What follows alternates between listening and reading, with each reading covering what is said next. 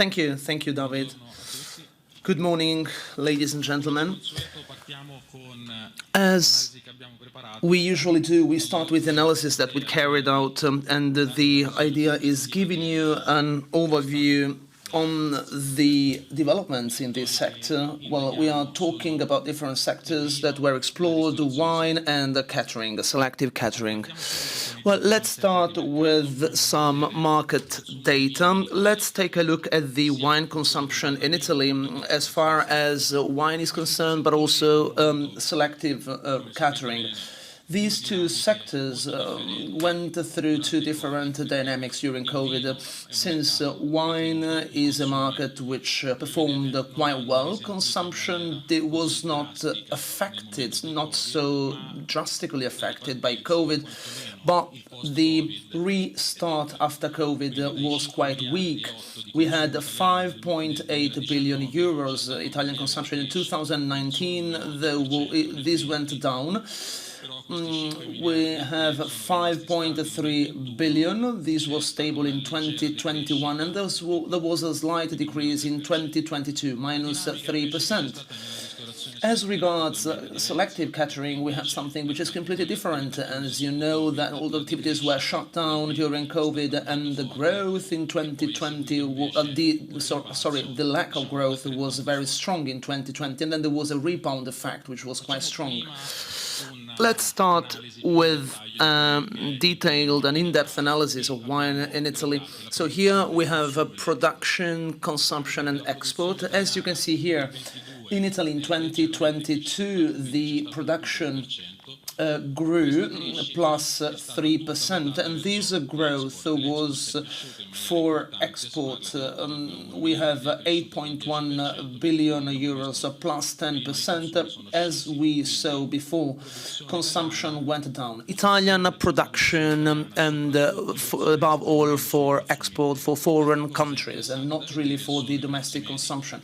And then the average prices. The average price in production is 2.2 euros per litre, and this is also in line with the wine consumption in Italy, whereas it is very interesting to take a look at the average price of our exported products, 3.4 euros per litre, and this means that we usually export the most valuable wines, so premium wines.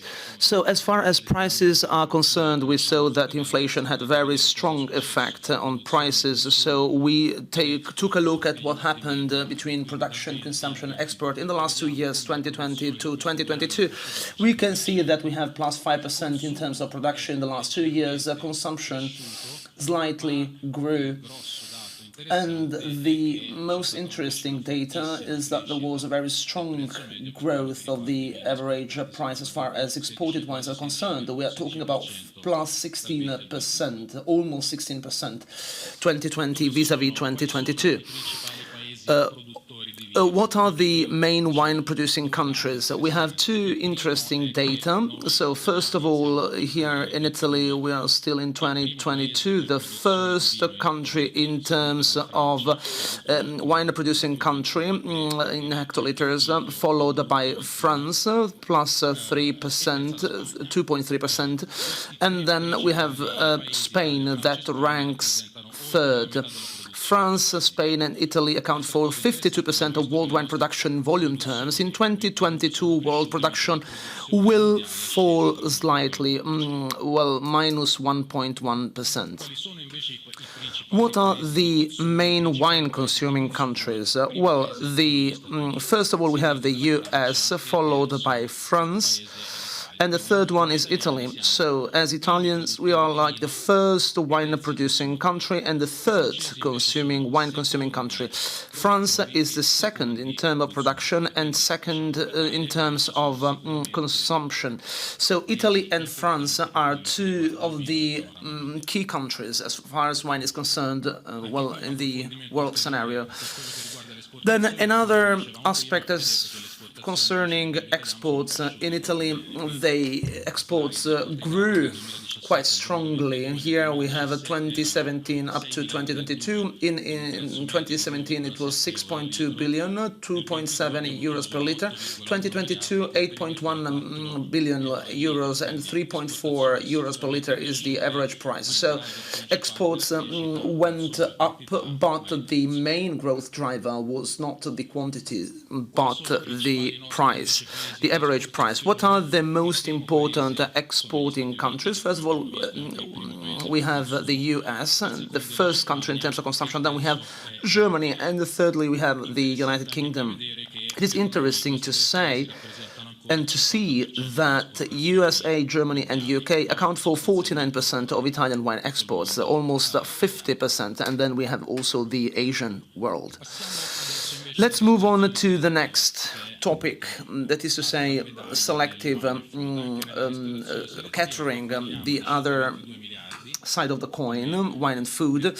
We are talking about 103 billion euros in terms of the 122 billion, sorry, in terms of international market, and Italy accounts for 15% of the market.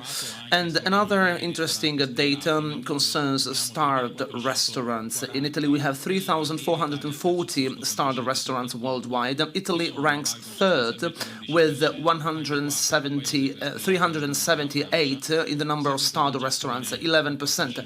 Then we have Japan, 413. At the first place, we have 624, so we have France. And then we have Germany, Spain, and the US. In Italy, starred restaurants can be found in and broken down in different regions. So the top 5 regions, Lombardy, Campania, Piedmont, Tuscany and Veneto, account for 58% of Italian starred restaurants, but starred restaurants are quite widespread in the Italian territory, and basically we can eat quite well in the entire country. Well, after these general figures, let's take a look at the top players and at the data of the single companies. We have catering and wine, and we have catering and wine, food and wine, 2 main clusters, the high-end sector and the commercial sector. So my remarks will be quite interesting in my opinion. Let's start with the commercial part. We took the top 10 Italian companies in the commercial segment turnover. Here we have some interesting remarks. So the dynamics and developments on the market were seen before. So we have well, the lack of growth for wine during COVID, which was not that strong. 2.5 billion euros aggregated turnover, more than 3 billion in 2022, 3 billion 277 in 2022, with a yearly growth of 7% and a margin of 7% for EBITDA. We are talking about an average turnover of 328 billion euros. That is to say, 1/3 of the global market. If we take a look at the premium segment, so the composition of the high-end part or segment, we have a different situation. We took the top 6 Italian companies. In 2022, they had 745 billion aggregated turnover in 2020, and now we have more growth. We are talking about a yearly growth by 20%. But we also have a higher margin. In 2022, we had an EBITDA of 7%. Here we have in the premium segment, we have a margin of 25%. So this is the average EBITDA of 25%. So they earn more money, they perform better, and they grew much more than the other ones. Same applies to the commercial catering. Commercial catering went through a different dynamic over the last few years, and well, there were like a lot of restaurants and shops and stores that were closed. In March, there was kind of skyrocketing, so to say. And here we also have quite interesting similar data. In 20, they had 700 145 billion. This was a turnover of the 7 top Italian players. And now we have 1,426 million.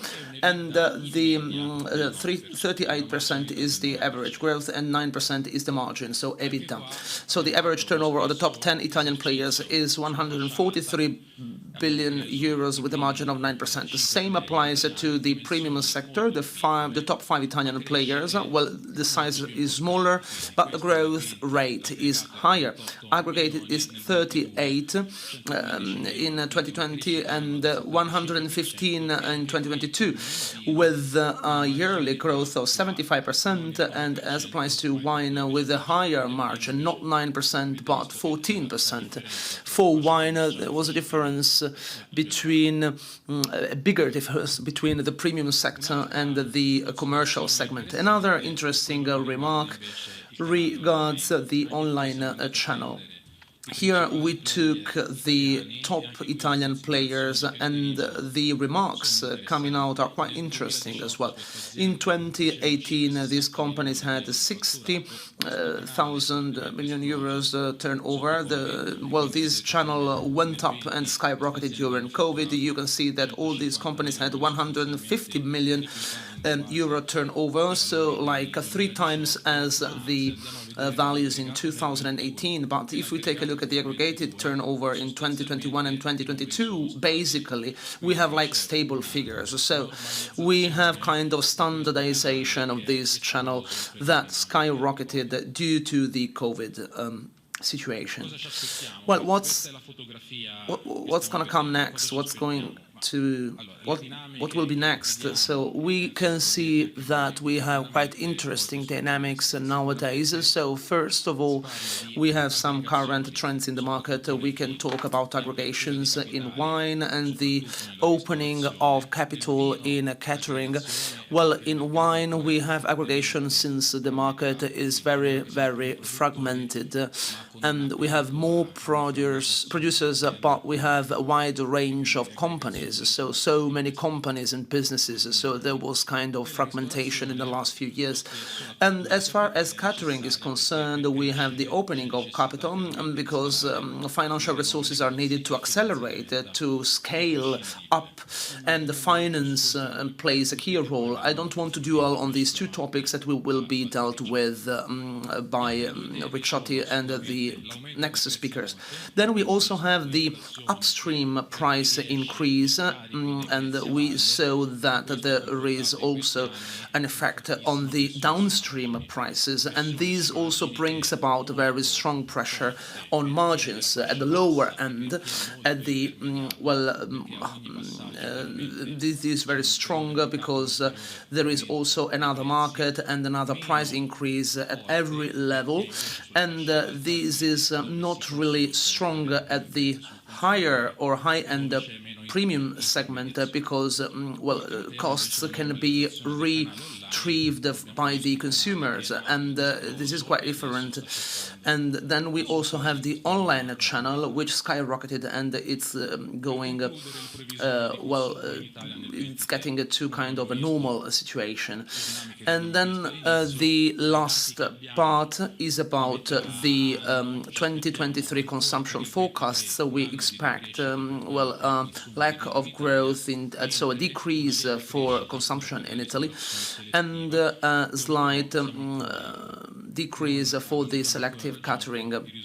But we still have to add the 2019 results. Thank you very much, and I wish you a good day.